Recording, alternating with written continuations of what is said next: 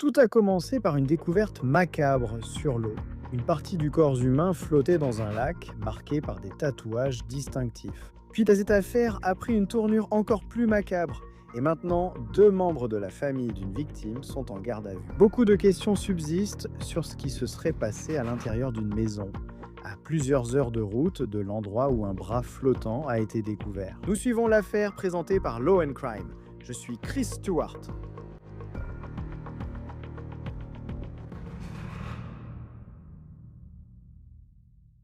Imaginez, c'est l'été. Tout le monde profite du beau temps dehors. Avec un bateau, c'est le moment parfait pour aller sur l'eau dans de nombreuses régions. Alors imaginez que vous êtes sur l'eau avec votre famille, essayant de passer une journée sans souci quand vous remarquez quelque chose qui flotte à proximité. Dans cette situation, un père tend une rame à sa fille et lui dit: «Hé, en s'approchant, on dirait qu'il y a un poisson mort au loin. Peux-tu simplement le pousser loin de notre bateau?» Alors que tu tiens cette rame, tu t'approches.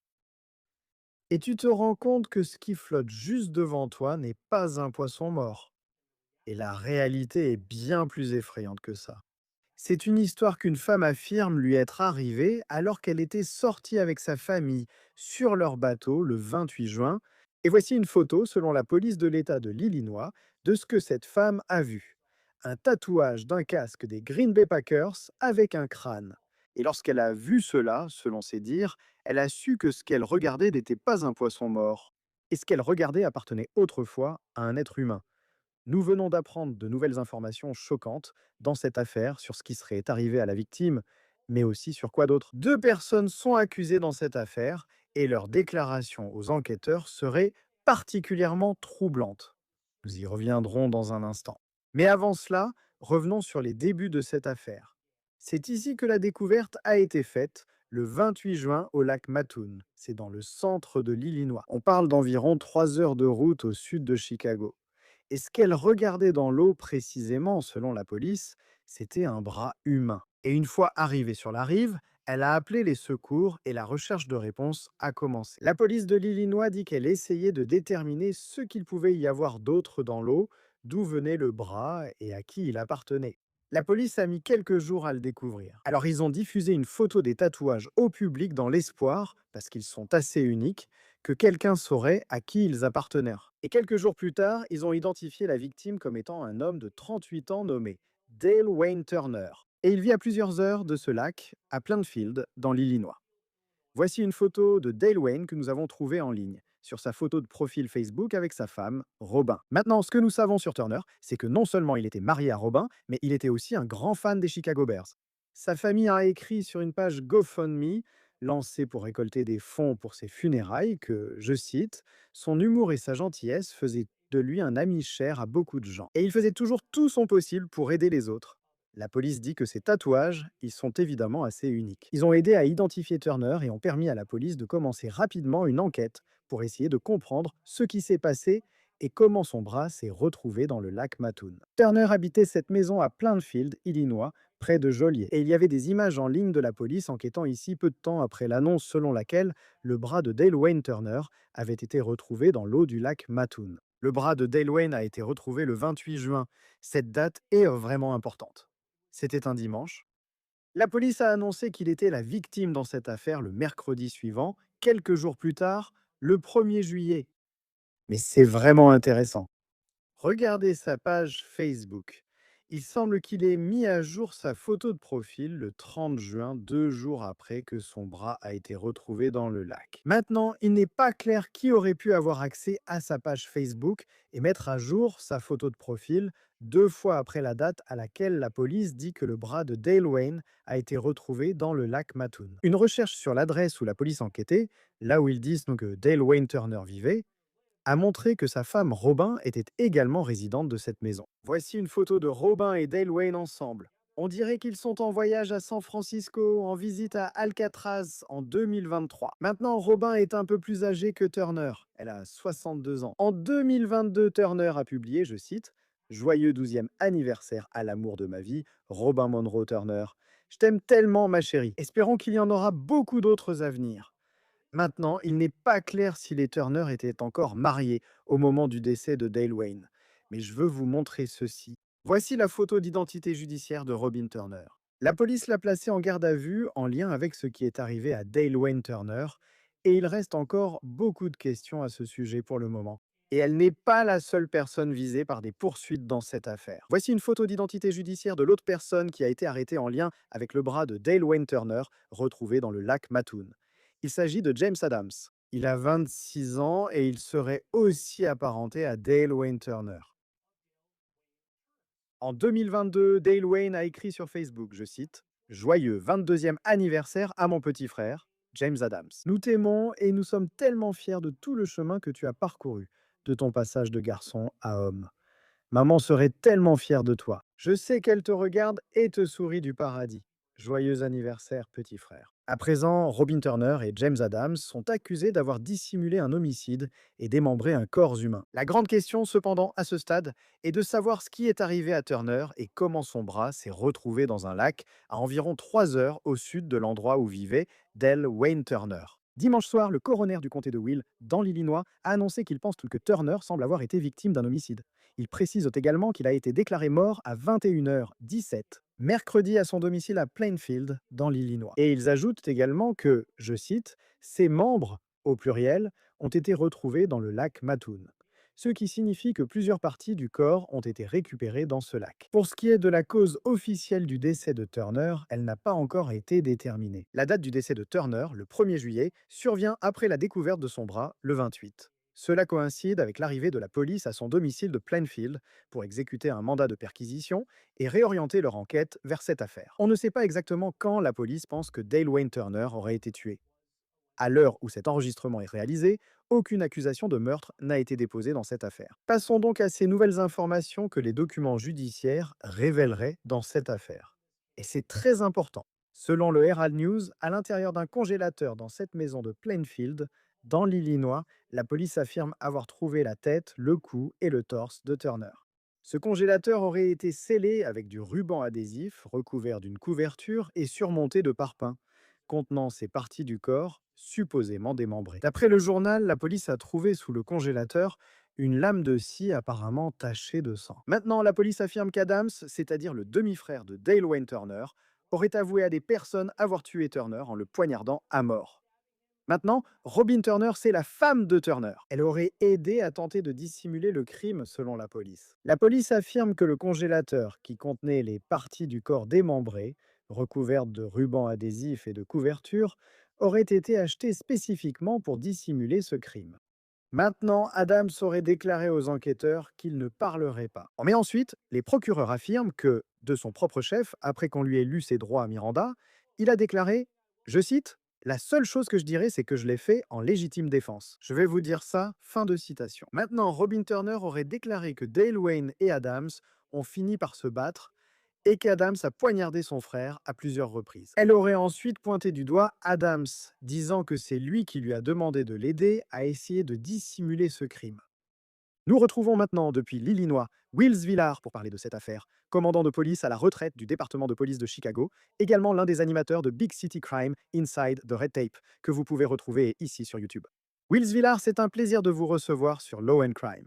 Je veux dire, quelqu'un passe un week-end au lac Mattoon, puis il voit ce casque des Packers et comprend que ce n'est pas un poisson mort. Du point de vue d'un enquêteur, le bras, ce qui est vraiment morbide à évoquer, qui remonte à la surface et porte encore le tatouage. Qu'est-ce que cela vous indique?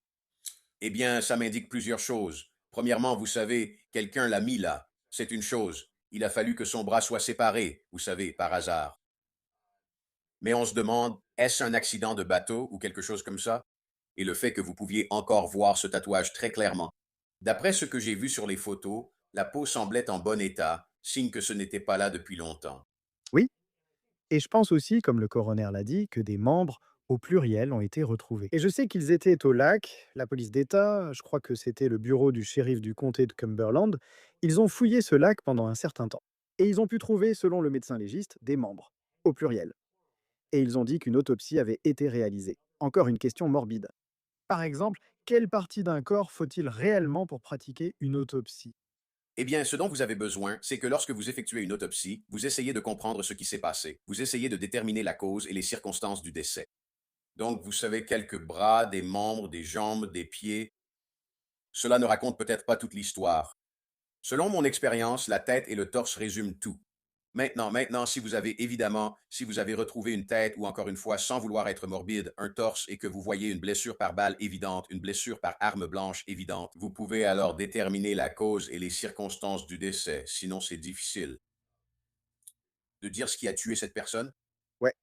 Et ils finissent par suivre la piste parce que, vous savez, dans une certaine mesure, je veux dire, le fait qu'il ait ça, il est fan des Bears, mais c'est comme un casque des Packers, vous voyez, avec un crâne. Le fait que, vous savez, cela s'y trouvait, hein, c'était vraiment quelque chose d'unique que les forces de l'ordre pouvaient ensuite communiquer au public. Et quelqu'un, en cours de route, peut-être un membre de la famille ou un ami, a dit «Eh, je sais qui c'est». Ensuite, ils vont dans une maison à Plainfield, Illinois, où ils trouvent d'autres preuves menant à l'arrestation de ces deux personnes. Mais avant d'en arriver à cette partie de l'enquête, j'imagine que tu as déjà vu dans les films des gens jeter des corps ou des parties de corps dans l'eau. À quel point peut-on parler ici d'un criminel sophistiqué si ce qui est allégué était vrai, étant donné qu'une partie du corps est réellement remontée à la surface de ce lac, au point que ces plaisanciers ont pu la voir et simplement la pousser sur le côté. Eh bien, encore une fois, sans vouloir être trop explicite ou trop morbide, le corps va remonter à la surface à moins qu'il ne soit correctement préparé. Ce que je veux dire par là, c'est que si vous l'enveloppez dans une bâche et que vous l'alourdissez, alors peut-être qu'il restera au fond. Mais si vous jetez simplement quelque chose dans un sac poubelle, disons que vous mettez un bras dans un sac poubelle ou des jambes dans un sac poubelle, les animaux vont s'y attaquer et les poissons aussi. Ils vont commencer à le déchirer et ensuite ça va remonter à la surface. Donc je ne dis pas, on ne parle pas ici d'un grand maître du crime. Non, et il semble qu'ils aient procédé à des arrestations assez rapidement une fois que la partie du corps a été retrouvée. S'il n'y avait pas eu le tatouage, comment auriez-vous su qu'il s'agissait de Dale Wayne Turner? Empreintes digitales? Avec un brush, on aurait peut-être pu avoir les empreintes selon le temps passé dans l'eau. J'ai déjà vu des empreintes récupérées. Ah, en ajoutant de l'eau, en fait, ils ajoutent de l'eau pour faire réapparaître les empreintes. Les empreintes digitales pourraient suffire. Vous savez, sinon, si ça ne marche pas, il faut chercher dans les fichiers des personnes disparues. Vous pouvez prélever de la moelle et essayer de faire un test ADN. Il existe des moyens d'identification, surtout lors des arrestations, où l'on prend les empreintes et photographie aussi les tatouages. Et ça devient une donnée consultable, vous savez, qui permet d'identifier quelqu'un. On peut rechercher des tatouages comme un crâne des Green Bay Packers. Si arrêté et tatouage photographié, cela apparaîtra. Et l'autre chose aussi, c'est qu'en regardant les deux personnes qui ont été inculpées jusqu'à présent, et au moment où nous enregistrons ceci, les deux, tous les deux, Robin Turner, que nous pensons être ou avoir été, au moment de sa mort, l'épouse de Dale Wayne Turner. Et puis quelqu'un qui semble être son frère, James, a également été inculpé, mais ils ne sont pas inculpés de meurtre à ce stade. Au moment où nous enregistrons ceci, ils passent au tribunal aujourd'hui dans le comté de Will, dans l'Illinois. Ils sont accusés d'avoir dissimulé un corps. C'est ce à quoi ils font face en ce moment. Par exemple, que faudrait-il pour porter une accusation d'homicide ici?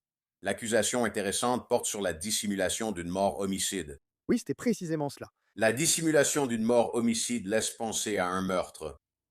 Je ne devrais pas dire ça. Cela suggère qu'il s'agissait d'un homicide. Maintenant, un homicide et un meurtre, c'est différent. Homicide signifie simplement, vous savez, la mort de quelqu'un causée par une autre personne, la mort d'une personne causée par une autre.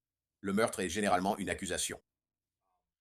Mais eux, je ne peux que supposer que lorsqu'ils sont entrés dans cette maison, les preuves étaient abondantes. Ah, parce qu'ils ont été, vous savez, ils ont été rapides à dire, nous savons qui c'est, nous n'avons pas besoin de plus d'indices. Je suppose qu'il y avait des preuves indiquant que ce type a été tué par quelqu'un d'autre. C'est sans doute l'origine de cette accusation. Mais vous n'obtiendrez pas d'accusation de meurtre tant que vous n'aurez pas la cause et les circonstances du décès de la part du médecin légiste. C'est très rare, je pense, d'avoir des affaires aussi horribles que celle-ci. Je ne dis pas que ça n'arrive pas, mais que ce soit aléatoire et que la personne n'était pas connue de cet individu en particulier. Ici, il y a une personne qui paraît être l'épouse et une autre le frère de la victime. J'imagine que lorsque cette enquête commence et que vous découvrez qui est cette personne, comment interagissez-vous avec quelqu'un comme Robin Turner, en sachant que, vous savez, ils étaient peut-être encore en couple à ce moment-là. Il semble qu'il n'ait pas publié d'image sur les réseaux sociaux à ce moment-là. Comment abordez-vous cette partie de l'enquête et comment en venez-vous à vous concentrer sur elle plutôt qu'à chercher ailleurs? Vous savez, ça revient simplement à des techniques d'entretien de base. Quand vous trouvez quelqu'un, maintenant, vous savez qui est cette personne. Et encore une fois, je ne sais pas comment ils ont identifié cette personne. Je sais que c'était grâce au tatouage, mais j'ignore si un membre de la famille a aussi appelé en disant c'est mon frère ou un parent. Mais vous allez aller là-bas et vous allez prévenir les proches. Et quand vous allez prévenir les proches, vous allez déjà vous faire une idée à partir de ça. Et cet entretien, l'entretien va prendre, vous savez, une tournure différente. Si vous commencez à soupçonner quelqu'un, alors vos techniques d'entretien vont changer. Et évidemment, vous devez, vous savez, si vous adoptez une approche plus accusatoire, vous devez les informer de leurs droits. Mais c'est simplement frapper à la porte et dire, hé, écoutez, savez-vous où est votre mari? Et ensuite, vous commencez à vous faire une idée à partir de là. Et puis ça évolue à partir de là. Et je suis sûr qu'ils ont ensuite obtenu un mandat de perquisition pour la maison. Comme je le pensais, il y avait assez de preuves pour soutenir l'accusation de dissimulation d'homicide et de démembrement d'un corps. Je crois qu'ils ont aussi été inculpés pour cela. Et dans le cadre de cette affaire incroyablement morbide, il semble que c'est à l'intérieur de cette maison à Plainfield qu'ils ont trouvé beaucoup de ces preuves. À quel point est-il difficile, vous savez, dans une affaire où quelqu'un est démembré, de réellement dissimuler cela? Par exemple, qu'est-ce que vous recherchez lorsque vous entrez dans la maison qui vous indique que c'est potentiellement là que ce crime a eu lieu? Eh bien, évidemment, vous cherchez du sang. Et peu importe comment on essaie de nettoyer le sang, et vous savez, d'après ma modeste expérience dans les affaires de démembrement, ils essaient généralement de le faire dans une baignoire. Mais le sang se retrouve partout, et il faut aussi des outils. Et c'est vraiment difficile de nettoyer ces outils. Donc, quand vous entrez là-dedans, vous cherchez du sang, évidemment. Et cela peut impliquer de vérifier les siphons pour voir s'il y a du sang dans les siphons sous la plainte. Même si vous passez la serpillière, le sang peut être éclaboussé sous la plainte et vous pouvez en trouver sous les plaintes quand les gens essaient de nettoyer. Les serviettes, encore une fois, comme je l'ai dit, les outils. Il peut y avoir des tissus sur les outils. Procédez à une fouille complète de la maison, prenez votre temps et récupérez tout élément pouvant indiquer son utilisation pour démembrer cette personne. Oui, et c'est choquant quand vous voyez les photos que Dale Wayne Turner avait avec Robin Turner, et même quand il souhaitait un joyeux anniversaire à son petit frère. Vous vous demandez ce qui s'est passé ces dernières années pour en arriver là. Encore une fois, ils n'ont pas encore été inculpés d'homicide. Je pense aussi à ce lac, un lieu populaire l'été dans le centre de l'Illinois où les gens aiment sortir. Cela suggère qu'il pourrait y avoir des caméras dans cette zone à ce moment-là. On examine cela. Vous voyez, cette maison paraît située dans un beau quartier résidentiel. Vous savez comment fait-on pour établir le lien entre cette maison où beaucoup de preuves ont été trouvées, l'endroit où ces deux personnes auraient été arrêtées, et jusqu'au lac Mattoon où ces parties du corps ont été retrouvées? Il y a de nombreuses techniques. Vous pouvez utiliser leur téléphone portable, vous pouvez essayer de suivre leurs déplacements grâce au téléphone portable. Nous en avons parlé dans l'émission l'autre jour, ce système de géorepérage. Oui, vous savez, on peut utiliser Google pour essayer de localiser leur position. La Cour suprême a demandé plus de prudence et de précision, mais cet outil reste à disposition. Les caméras sont partout, comme vous l'avez dit, et s'il y a un quai à bateau, il y a forcément une caméra.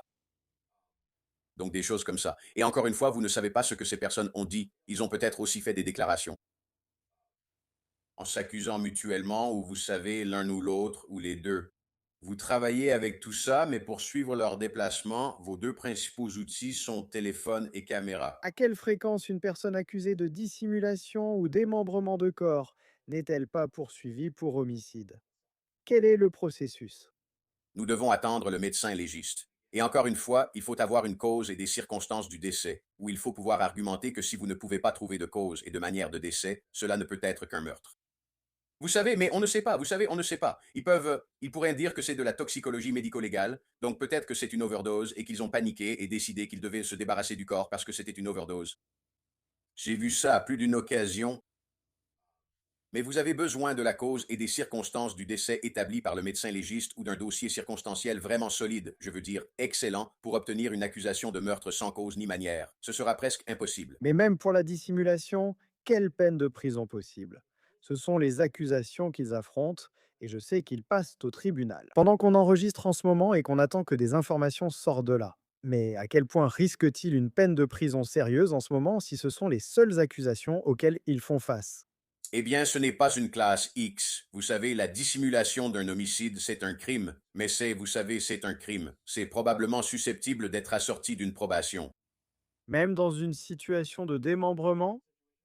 Peu importe comment vous le dissimulez. Je veux dire, je pense que vous avez l'accusation de démembrement parce que c'est une accusation supplémentaire, c'est une accusation ajoutée et c'est un crime un peu plus grave, mais ce que vous voulez vraiment, c'est le meurtre de classe X. Il faudra vraiment travailler là-dessus. Ce n'est pas beaucoup de temps et selon leurs antécédents, cela pourrait mener à une probation. Waouh! Et puis je pense aussi simplement Um, le fait que, tu vois, enfin, à quelle fréquence tu vois ces affaires où tu découvres un corps et puis c'est un membre de la famille? Et je ne dis pas que c'est ce qui s'est passé ici. À ce stade, il ne s'agit encore que d'allégations et il reste innocent jusqu'à preuve du contraire. Mais qu'est-ce que tu penses quand tu vois des gens qui semblaient tellement amoureux pendant un certain temps? Et puis là, des quelques années plus tard, on se retrouve avec leur photo d'identité judiciaire et on parle d'eux dans des émissions de true crime pour quelque chose d'aussi horrible que de démembrer un corps. On ne sait pas comment il est mort, mais l'idée de découper un autre être humain comme ils sont accusés de l'avoir fait. Et ensuite, jeter un corps au milieu d'un lac, à 3 heures de route, comment peut-on, même en tant qu'enquêteur sur ce genre d'affaires, donner un sens à tout ça? C'est toujours aussi choquant à chaque fois. Ce n'est pas juste découper un corps, c'est découper ton mari ou ton frère. Tu sais, c'est difficile. C'est difficile de comprendre ça, tu sais, pour des gens ordinaires comme nous. On est des gens normaux, non? C'est difficile à comprendre. Peu importe ce qui se passe. Et encore une fois, il y a une chose que je ne peux pas assez souligner. On n'a aucune idée de ce qui se passe chez quelqu'un d'autre. Tu sais, si tu n'es pas là-dedans, si tu n'en fais pas partie, on n'a aucune idée de ce qui se passe. Je veux dire, je connais assez bien mes voisins. Je n'ai aucune idée de ce qui se passe chez eux. Il peut s'être passé beaucoup de choses, donc difficile de savoir ce qui les a menés là ou ce qui a causé la mort de ce type. Je pense qu'on saura bientôt et que les charges seront aggravées. Oui, je serais surpris si ce n'était pas le cas. Et pour finir, c'est juste une chose que j'ai remarquée. Je doute qu'un média local en parle, mais on voit bien que la photo de profil Facebook de Dale Wayne Turner a changé 2 jours après que son bras a été retrouvé dans ce lac. En tant qu'enquêteur, cela vous évoque-t-il quelque chose? On pourrait supposer qu'il était déjà décédé au moment où cela s'est produit. Je suppose, qu'est-ce que vous en pensez? Si vous êtes quelqu'un qui travaille sur cette affaire, Donc, encore une fois, ça va être une piètre tentative de la part des personnes responsables de dire, eh bien non, attendez une minute, il est simplement porté disparu. Regardez, il met à jour. Il est sûrement en train de mettre à jour sa page Facebook. La découverte des membres n'était sûrement pas attendue, c'est simplement quelqu'un qui tente de brouiller les pistes ou de tromper les forces de l'ordre. tu te rends compte qu'à chaque action sur Facebook, tout le monde sait où tu es, vu toutes les données qu'ils possèdent et leur façon de te suivre, c'est un autre sujet. Mais vous savez, l'idée que peut-être les forces de l'ordre ne sauraient pas d'où il l'a mise à jour ou d'où le profil a été mis à jour, qui y aurait accès en dehors de lui. Je suis curieux de voir si cela va entrer en jeu dans cette affaire. C'est juste une affaire triste, je veux dire, elles sont toutes tristes, mais vous savez, pensez à celle-ci. Nous allons essayer de comprendre, vous savez, d'en apprendre plus sur ce que la police pense qu'il s'est passé ici. C'est vraiment triste de voir les photos d'un couple heureux, puis que cet homme perde la vie ainsi. C'est incroyablement tragique. Will Svillar, commandant détective à la retraite de la police de Chicago, est un de nos invités réguliers. Vous avez aussi votre propre émission sur YouTube. Que devraient en savoir les gens? Big City Crime Inside the Red Tape. Il y a moi et deux détectives de la brigade des homicides avec qui j'ai travaillé pendant plus de 10 ans, ainsi que Maureen O'Connell, une brillante agente du FBI. Elle a 25 ans d'expérience au FBI dans la récupération de preuves. Danny Stover, Tim Murphy, nous avons travaillé ensemble pendant de nombreuses années. Nous essayons simplement de donner aux gens une perspective, je veux dire, mais il y a beaucoup de personnes qui parlent d'affaires. Nous partageons notre point de vue depuis l'intérieur du périmètre de sécurité, derrière le ruban de scène de crime, contrairement à la plupart des gens qui sont à l'extérieur. Nous étions à l'intérieur. Pour voir nos activités, rejoignez-nous en direct aujourd'hui à 18 heures heure centrale. Jetez-y un œil, voyez si ça vous plaît. Oui, c'est une excellente émission avec des points de vue intéressants. Merci Will Svelard d'être avec nous, nous vous en remercions. Merci Chris. C'est tout pour On the Case, présenté par Law on Crime. Abonnez-vous sur YouTube et Spotify. Nous diffusons également sur Peacock. Je suis Chris Stewart, on se retrouve la prochaine fois.